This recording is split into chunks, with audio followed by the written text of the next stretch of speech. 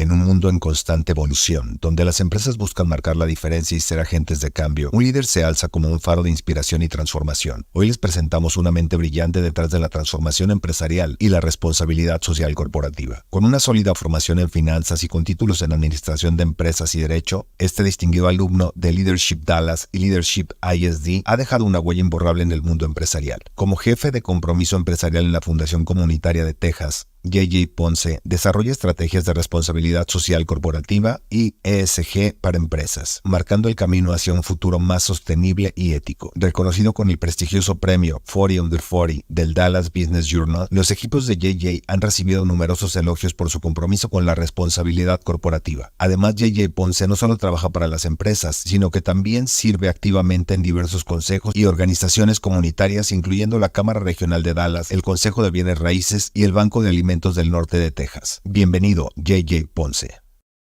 JJ, Mauricio. thank you so much, man, for taking the time. Yeah, thanks for having me on.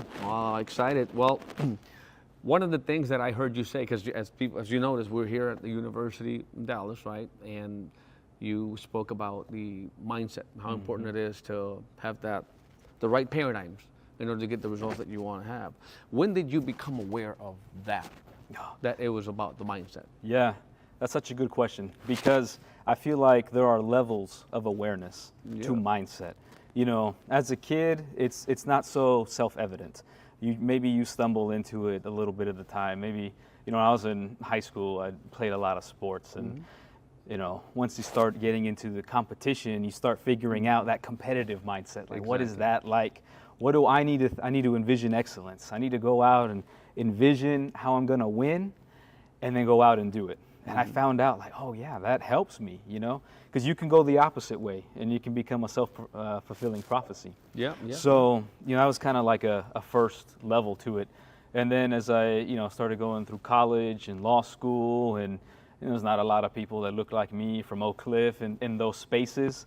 And you can let those external forces change you, mold you, change your core values, or you can go that, you know, life is 10% what happens to you and 90% how you react to it. So I started thinking, okay, who do I want to be? What is important to me? What do I want to accomplish? What do I want to do for my community? And so thinking those things, I got my mindset. And I didn't have that word to put to it at that point in time, but that's how I was thinking about it.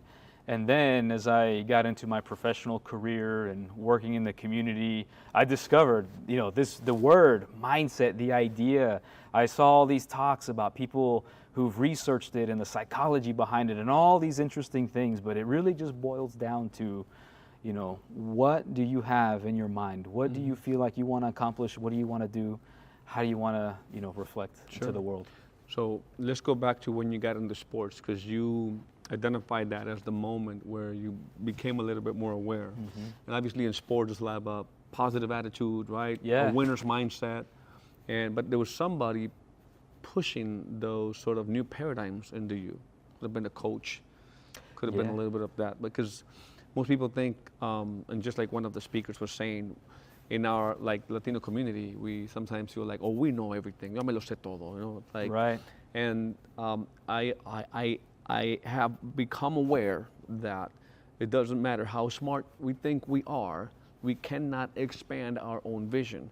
And so there, at that moment, would you identify who was actually helping you expand that vision and putting in new paradigms?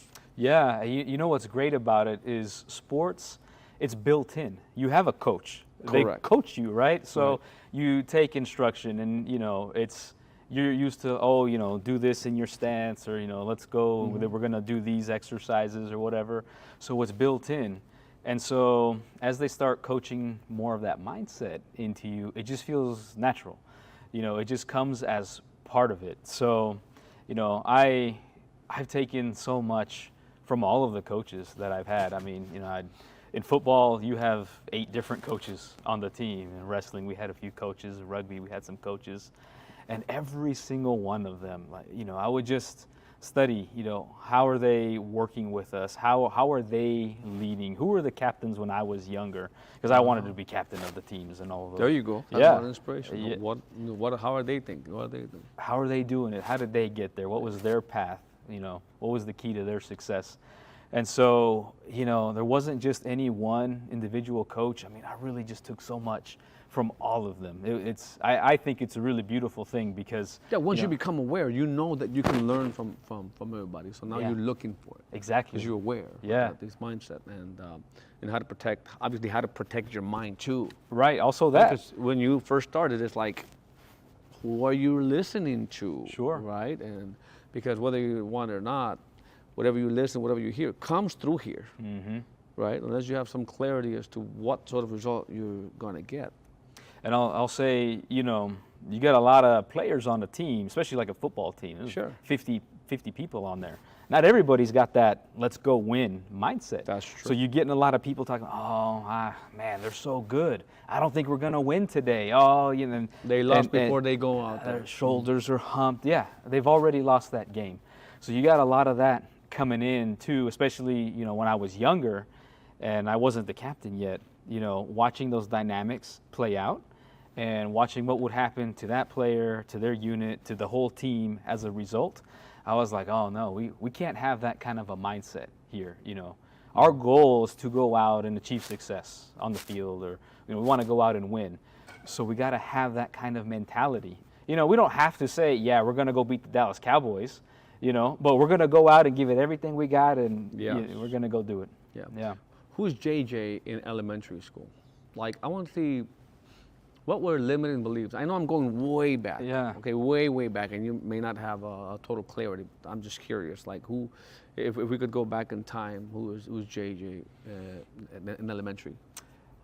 Me, elementary, very quiet. Like, from as early as I can remember, it was just sit down, behave, be quiet. Mm-hmm. And so, and I didn't want to, you know, Yeah, at that time we're barely being molded, right? Yeah. But what about, as a matter of fact, let's go to JJ High School. Let's just skip middle school here. Sure, yeah. Who's JJ now in high school? Well, it's interesting because even as a kid in elementary school, I was thinking about it. I was like, you know, I'm just sitting here being quiet, not getting into any trouble. But I was like, what do I want to do in this class? Who do I want to be? And so just kind of, I carried that thinking on. So by the time I got to high school, I was like, I know who I want to be. I want to be a leader. I want to help my community. I want to help my family. I want to be successful. I want to do all of these things. So that shift in mentality and that awareness of just who I wanted to be, Mm-hmm. you know, I didn't know what I wanted to study in college or what job I wanted to have, but I knew the things that I wanted to achieve. And was that every engine, I don't know if it's the best analogy, but I'm just saying, like, every engine is this fuel. We call it this desire. What really fuels JJ to pursue what you're pursuing right now? Yeah, you know, doing community work is what drives me. That's what, you know, I am so passionate about it. And that even goes back to school because, you know, I grew up, you know, here in South Oak Cliff, and not everybody's got the same opportunities. And I had an opportunity to go to a different school, not the schools that we were zoned for. I had an opportunity to go to a different school. And I could see, I mean, and me and my cousins and the people that lived on my block and in the neighborhood, we're all the same. There's nothing different about us, except I got to go to this school and they were all going to these other schools. And just as we progressed, I could see like the difference that made from that early on, because they didn't have the same educational opportunities and they got in more trouble, and bad things happened to lots of them. And I go back and look at that and I said, I could have been the kid that was just in the other school and somebody else could have gotten the opportunity to go.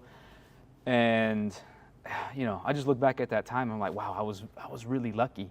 And so that fills me with desire and drive to go and provide that opportunity to as many people as I can. And that's why I focus on Oak Cliff and the community efforts and the things that I do. I mean, that's my neighborhood and that's where I'm from. So Absolutely. yeah. And so you pursue a career in law, right? Tell us a little bit about that. Yeah, well, I'll tell you why I did it. Okay. And so after high school, I didn't know what I wanted to do, but I was able to go to community college. I could Okay. go to work, I could go to community college. I could figure out things a little bit later. So 2 years, and I was like, I'm gonna go. I started looking at people in the world that I admired. You know, I'd looked at certain politicians, CEOs, leaders, community leaders. And I started looking at what their paths were. I saw a lot of them studied business and a lot of them studied law. And so I was like, okay, I'm gonna go get a business degree. I'm gonna get my undergraduate degree, and then I'm gonna get into law. And I didn't study law with the intention of practicing like a traditional attorney, Okay. court and litigation Sure, papers, sure. things like that. I saw it really as my keys to the world to go do whatever I wanted to. It was a door opener for me. So that's why I did that, and I really enjoyed business and law. And so when I got out of school, I was like, how do I put those two things together? And the highly regulated nature of the financial industry, as you know, Right. lends itself to so much law within right. the confines. So I was like, I'm gonna go do that. So I spent about 10 years doing that after I got out. And what are you doing right now to earn a living? So right now I work for a community foundation, and I lead the team that works with businesses. And so we help them build their corporate responsibility programs. So that means, how does this business do good in the world? And that can be very simple things, how do they give? What are their employees go and volunteer at? Okay. But, it adds layers of complexities as the businesses get larger and as the industries change. We get into environmental concerns for people in the oil and gas industry, or diversity, equity, and inclusion, things for, people or companies in the people business. So, we go that extra step and we look at all things CSR, ESG, all the acronyms. Sure. Very interesting. Yeah. And so finally, I guess in closing, because most people look at, you were on the stage and they look at you, you're a lawyer, you're in business, you're doing great, but that hasn't been like that all the time. And I'm sure you've been through a lot of situations where maybe you were in doubt or things were just not going your way. How did you overcome that? It's like we're going back to the mindset. Yes. Where we started, because that's really where that fine line between the people that are truly successful and the ones that don't, right? So what was those difficult times that you can remember, and how did you come out of that? Yeah, I, early on, in a lot of the spaces that I've been in, I know a lot of the spaces that you've been in, we've been the only people that look like us. Yeah. In those rooms, at that conference, at that table. And, I just remember building my mindset to be like, just know your stuff and just go in there and just do your business, and they'll have to respect that. I think maybe you were talking about it earlier. The free economy and the free market just recognize value add.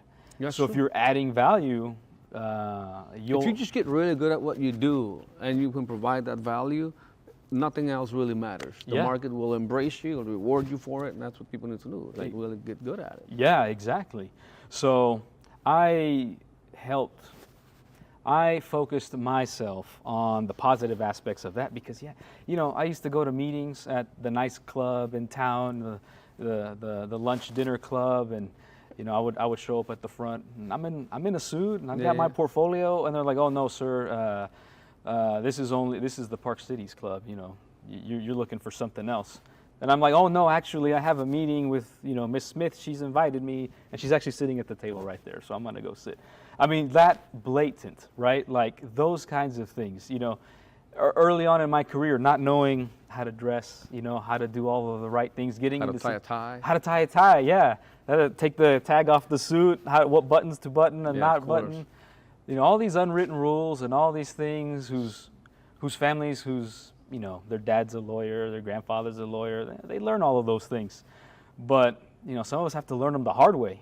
That's true.